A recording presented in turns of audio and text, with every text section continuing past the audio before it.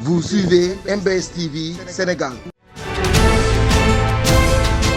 Culture, religion, sport, information, société, politique. N'oubliez pas de vous abonner sur la chaîne et de cliquer sur la cloche de notification. MBS TV Sénégal, la chaîne pour tous. Il a fallu que nous fassions appel vraiment à un entrepreneur SVTP à 3 h du matin vous déclenchez le téléphone. Moi, je déclenche le téléphone. Il y a des équipements lourds. De pelles, il y a des grues, camions. L'on m'a aidé les sapeurs-pompiers à ce que nous gaaw avant 8 h, 9 h, nous déblayer toute la zone. C'est problématique pour une grande ville comme Saint-Louis, que les forces, en tout cas, vraiment de soutien, manquent de tels équipements. On a attiré l'attention tout simplement au niveau de l'État pour qu'on sait comment équiper. En tout cas, pour une bonne ambiance de mais heureusement que après, d'après les informations, il y a des victimes qui sont santé suñu borom. Mais bu fekkoon amoon na ñu nga xam ne ñu woon sous les décombres avec un espoir de vie, l'équipement amul doon na gën a metti.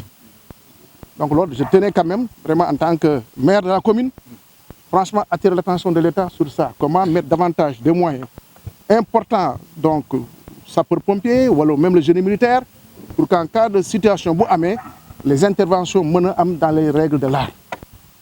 Ouais, donc kooku dama tenais à le dire quand même. Encore une fois, de le remercier ce déplacement, mais aussi toute la population mobilisée, parce que toute la jeunesse était mobilisée. D'ailleurs, vraiment le commandant de sapeur Toki. Et puis ils ont travaillé d'arrache-pied dans la solidarité pour mener quand même déblayer, parce qu'il y avait des craintes, semble-t-il, que maman y a une victime sous les comptes. Il y a le def na ci jamm amul won, mais mënoon na am. Donc lola amone lo xamni peut-être bëggoon naa ci wax pour dalal la ak faire un peu de situation, le point de situation. Après les autorités de l'administration territoriale, effectivement, M. le maire vient de le rappeler. C'est vers 0h30 que les sapeurs-pompiers ont été informés de l'effondrement d'un immeuble ici à Pikine, Sordaga. 0h25, le commandant du groupement d'incendie et de secours, à savoir le commandant Diallo, a informé le préfet et immédiatement a mobilisé ses éléments ainsi que ses moyens pour porter secours assistance aux victimes. Concomitamment, le commissaire central également a mobilisé la police pour appuyer les sapeurs-pompiers dans leurs opérations. Le préfet de Saint-Louis, comme vient de le rappeler M. le maire, a également fait mouvement vers le site pour personnellement superviser les opérations en présence de M. le maire ainsi que des populations de Sordaga. Les sapeurs-pompiers donc ont dû travailler d'arrache-pied de 0h30 pratiquement à 6 h du matin pour porter secours aux victimes, transférer les blessés au niveau de l'hôpital régional et également malheureusement des corps sans vie. Je dois également saluer l'œuvre colossale du directeur de l'hôpital régional ainsi que de ses éléments, mais également du SAMU qui s'est mobilisé aux premières heures pour accompagner également les sapeurs-pompiers dans ces opérations. Monsieur le maire vient de le rappeler également, Monsieur Momodou Gueye de SVTP a également participé aux opérations en mettant à disposition des moyens pour rendre davantage opérationnels les forces de défense et de sécurité, particulièrement les sapeurs-pompiers.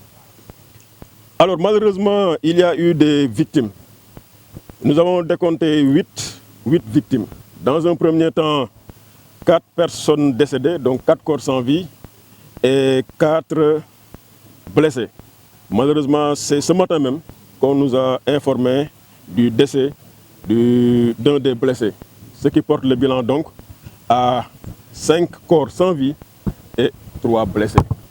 Je puis également dire qu'avec la diligence apportée par le personnel du ministère de la Santé, tous les blessés ont pu regagner leur domicile.